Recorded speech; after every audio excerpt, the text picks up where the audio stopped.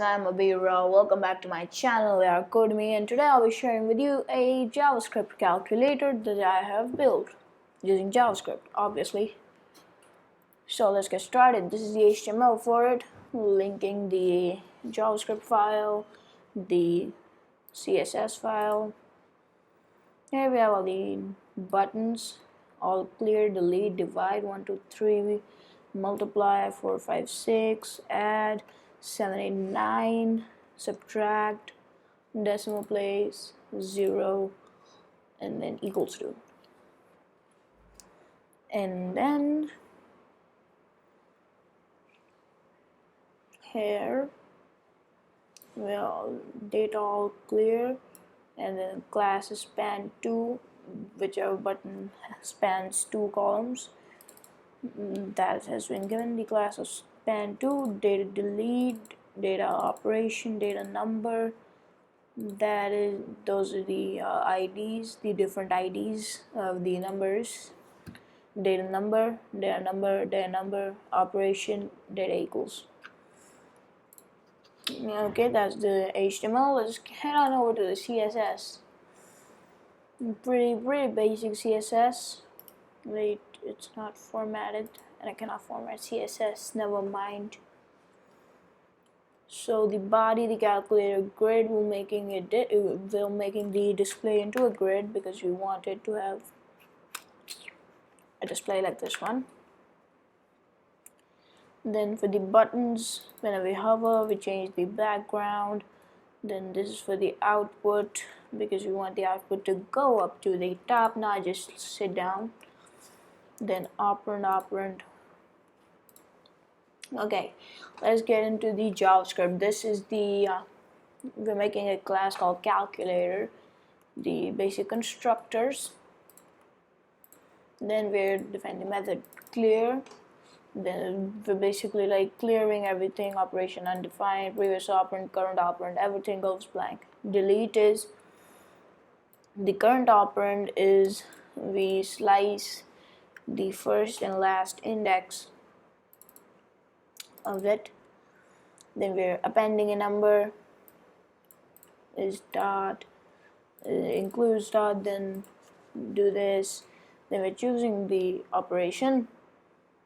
If this the current operand is nothing, then return. If it actually is something, then we call the compute function, which is right over here. We're computing it. If it is a plus, then we do previous plus current. If it is a minus, previous minus current. Divide, multiply. Then the default is just nothing. Then we display the number right over here. Then we update the display to make it look good. Then we have these query selectors, and calculator is a new class of calculator with all of them. Then we're just iterating over each number button to see if they're actually clicked, and if they are, we just append them, then update the display. Then if any operation button is clicked, we check which operation it actually is. We then update the display. If it is equals, then compute the result. If it is clear, then we clear everything. If it's delete, then we delete the last element. So let me show you an example. If I do 12 plus 1, 13, delete, gives it 18, times 2, 36, divided by 3, 12, 121.000. And another thing, you cannot put another decimal point.